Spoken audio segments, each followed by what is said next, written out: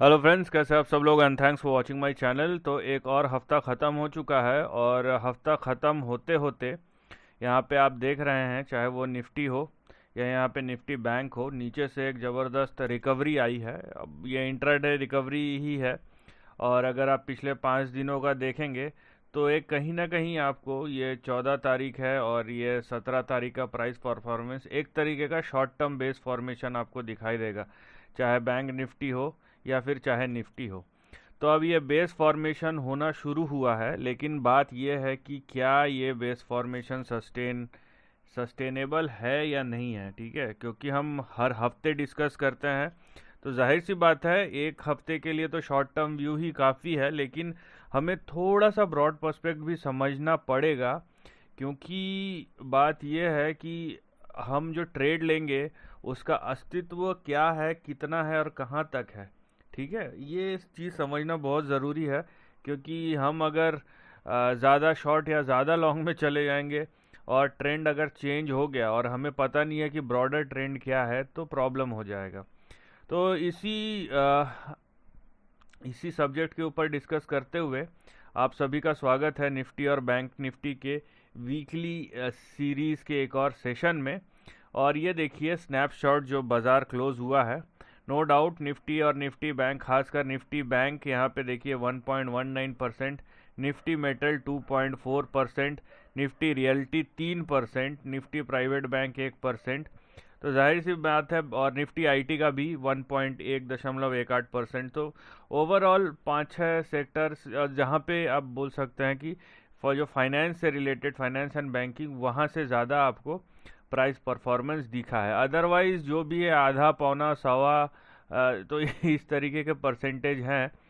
तो ये इसको बहुत कुछ आप एकदम ऐसा थंपिंग जिसको बोलते हैं ना, वो उस टाइप का परफॉर्मेंस नहीं बोल सकते। बहरहाल चलिए देखते हैं परफॉर्मेंस किस तरीके का है।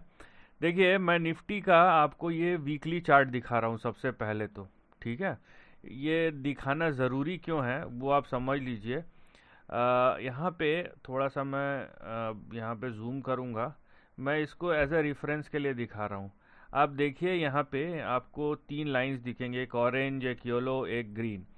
तो ये जो ऑरेंज है ना, ये 100 डे, मैं सिंपल मूविंग एवरेज यूज़ करता हूँ, तो ये 100 डे का सिंपल मूविंग एवरेज है। और वीकली चार्ट में इस मूविंग एवरेज को रिस्पेक्ट देते हुए यहाँ से एक कहीं ना कहीं बाउंस बैक नज़र आ रहा है कि इस लेवल को, 100 डे मूविंग एवरेज को, ये वीकली चार्ट पे यहाँ पे रिस्पेक्ट हो रहा है। और निफ्टी का जो प्राइस चार्ट है वो 20 डे मूविंग एवरेज और 50 डे मूविंग एवरेज दोनों के नीचे, इवन 50 डे मूविंग एवरेज के भी नीचे है। तो अगर आप मूविंग एवरेजेस को देखेंगे ना, तो ये एक इंडिकेशन ये दे रहा है कि ये जो सेक्शन है, मतलब अब नीचे 100 डे मूविंग एवरेज और ऊपर 20 डे मूविंग एवरेज, इन दोनों के बीच में यहाँ पे ये ट्रेड करेगा। तो आप उस हिसाब से अगर रेंज निकालेंगे तो 100 डे मूविंग एवरेज है 17,050 का, और 20 डे मूविंग एवरेज है कहीं ना कहीं 17,950 का। तो यहाँ पे 800, 900, 950 या 850 पॉइंट का रेंज आपको दिखाई देता है। वहीं पे ये देखिए, आप अगर यहाँ पे डेली चार्ट यूज़ करेंगे तो डेली चार्ट में आपको क्या दिखता है कि चारों मूविंग एवरेजेस के नीचे चले गया है। ठीक है, चारों मूविंग एवरेजेस के नीचे चले गया है, लेकिन क्या है ना कि एक लय में तो बाज़ार गिरता नहीं है। 1, 2, 3, 4 पिछले 5 ट्रेडिंग सेशन में जब गिरा है बाज़ार और यहाँ पे छोटा सा बेस फॉर्मेशन करने की कोशिश कर रहा है, तो नो डाउट ये अपने 200 डे मूविंग एवरेजेस को टेस्ट करने की ओर अग्रसर है। और डेली चार्ट में बता रहा हूँ, ठीक है, मैंने इससे पहले वीकली दिखाया, अब डेली दिखा रहा हूँ। तो डेली चार्ट पे अगर यहाँ बाउंस बैक आता है तो 200 डे मूविंग एवरेज है 17,450। उसके बाद 20 डे का मूविंग एवरेज है वो आता है आपका 17,474, 17,474। फिर जो मैक्सिमम है वो है आपका 18,000 पे। ठीक है, तो ये 17,000 से 18,000 का ब्रॉड रेंज है। लेकिन यहाँ पे सवाल ये है कि अगर मैं मूविंग एवरेज, और ये देखिए यहाँ पे सबसे पहले मैं बता दूँ, ये मूविंग एवरेजेस अब आपके रेजिस्टेंस के जैसे काम करेंगे, क्योंकि जो निफ्टी का प्राइस चार्ट है वो मूविंग एवरेजेस के नीचे है। चाहे वीकली में तो फंसा हुआ है एक रेंज में, डेली में आप देख रहे हैं कि सारे मूविंग एवरेजेस के नीचे। तो अब ये मूविंग एवरेजेस कहाँ पे जाके फंसता है ये देखने वाली बात है, लेकिन ये 1000 पॉइंट का यहाँ पे आपको दिखेगा कि मूविंग एवरेजेस जो है ये रेजिस्टेंस के जैसा काम करेगा। तो मैं इसलिए ये बताया आपको डेली और वीकली का, कि आप अगर लॉन्ग भी होना चाहते हैं, यहाँ पे जैसे पिछले 2 दिन से एक डोजी का इन्फॉर्मेशन हो रहा है, और तो यहाँ पे आप देखिए कि जैसा कि मैं कह रहा था कि मैंने डेली और वीकली आपको इसलिए दिखाया ताकि आपको एक रेंज का पता चले, राइट, कि यहाँ पे आप लॉन्ग ले लिए तो लॉन्ग कहाँ तक, है ना। यहाँ पे देखिए ये यहाँ पे 2 बार आया, पिछले 2 दिन से, थर्सडे और फ्राइडे, मतलब 16 और 17 मार्च का जो प्राइस एक्शन था वो कहीं ना कहीं नीचे से एक छोटा सा बेस फॉर्मेशन हो रहा है। तो चलिए अब हम अगले हफ्ते का देखते हैं, और मे भी जिस तरीके की गिरावट हुई है ना कहीं एक डीकपलिंग हो सकता है। डीकपलिंग मतलब ये नहीं है कि अलग ही चलेगा, लेकिन शॉर्ट टर्म के लिए जब ओवर एक्सटेंड हो जाता है कोई भी साइड का ट्रेड, तो ज़रूरी नहीं है कि जैसे यूएस गिर रहा है हम भी गिरे। वो तो एक ब्रॉडर ट्रेंड है, लेकिन एकदम पॉइंट टू पॉइंट गिरे कि डाउ जोन्स 1 घंटे में गिर रहा है तो हम भी अगले घंटे में गिर जाए, उस तरीके का नहीं है ट्रेंड। ठीक है, तो यहाँ पे देखिए आप किस तरीके का प्राइस एक्शन है, और ये देखिए, ठीक है, ये देखिए ये निफ्टी का चार्ट है। तो निफ्टी के चार्ट में आपको क्या दिखेगा कि कहीं ना कहीं एक बाउंस बैक का इंडिकेशन है, राइट, और ये बाउंस बैक है। आपको मैं ब्रॉड ट्रेंड दिखा दिया, नो डाउट। यहाँ पे मैंने आपको जो डेली वीकली चार्ट दिखाया उसमें 17 से 18,000 का रेंज दिखता है, लेकिन अगर आप डेली में जाए तो 17,400 से लेकर 17,470 480 में आपको दिखेगा कि 200 डे का मूविंग एवरेज है। अब वो रेजिस्टेंस जैसा काम करेगा। तो यहाँ पे देखिए आप अगर निफ्टी को देखते हैं, ठीक है, आप अगर निफ्टी को देखते हैं तो यहाँ पे देखिए ये रहा। अब यहाँ पे इंडिकेशन ये है कि अगर निफ्टी इस पॉइंट के ऊपर 16,788, ठीक है, 16,788 इस रेंज के ऊपर टिका है, तो कहीं ना कहीं हम अगले हफ्ते, लास्ट टाइम जब ये बाउंस बैक हुआ था तो ये देखिए ये 10 दिन लगा था इसको, ठीक है, 10 दिन या 7 दिन, 7 दिन 10 दिन, तो एक हफ्ता पकड़ लीजिए। अब देखना पड़ेगा किस तरीके का बाउंस बैक है। तो 16,788 नीचे और ऊपर 17,400 और 17,500, 17,420 और 17,520, ये रेंज आपको अप साइड में अब दिखाई देगा।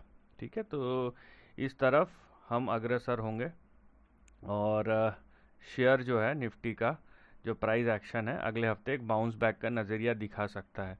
लेकिन आप इसको बड़े ट्रेंड के साथ देखें कि हमारा ब्रॉड ट्रेंड जो है वो कहाँ है और हम कहाँ पे जा रहे हैं, राइट। तो इन दोनों चीज़ों को मिला के आपको देखना है। तो ये बाउंस बैक है, बस बाउंस बैक की तरह के तरीके से लीजिए और देखिए कि क्या हो रहा है, क्योंकि जितने ग्लोबल इवेंट्स हैं वो इतने अनसर्टन है कि अभी मंडे तक खुलते खुलते सैटरडे संडे को क्या आ जाए किसी को पता नहीं है, राइट। तो ये एक बहुत बड़ी चीज़ है जो आपको ध्यान देना है। ठीक है, तो चलते हैं निफ्टी बैंक की ओर और वहाँ पे भी देखते हैं क्या हो रहा है। उसमें मैं वीकली और डेली नहीं दिखाऊंगा, सीधा आवरली दिखाऊंगा, क्योंकि एक आपको फ्लेवर देना था वो मैंने आपको बता दिया। तो ये देखिए ये रहा बैंक निफ्टी का चार्ट, एकदम वाटरफॉल चार्ट है आपका एक तरीके से। तो नीचे जा रहा है, ऊपर आ रहा है, नीचे जा रहा है, ऊपर आ रहा है।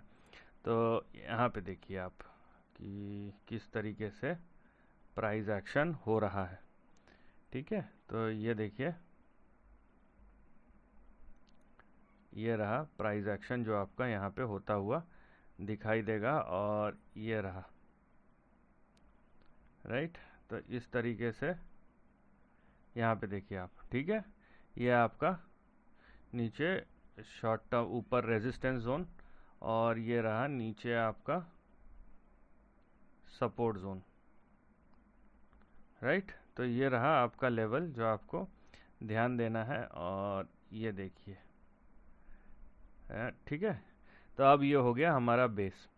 तो मैं क्योंकि यहाँ पे बाउंस बैक तो दिखाई देता है क्योंकि बैंक निफ्टी हो या निफ्टी हो एक बाउंस बैक अटेम्प्ट तो लिया है। तो बैंक निफ्टी के लिए जो सबसे इम्पोर्टेंट लेवल है वो है 39,469, या समझ लीजिए आप इसको भी बेस मान सकते हैं। ठीक है, इसको भी बेस मान सकते हैं। ये जो लेवल है जहाँ से बाउंस बैक शुरू हुआ है, ये कौन सा लेवल है आप देख लीजिए, 38,750। इसको भी आप ले सकते हैं, लेकिन इन दोनों के ऊपर टिका रहे तो ज़्यादा अच्छा है।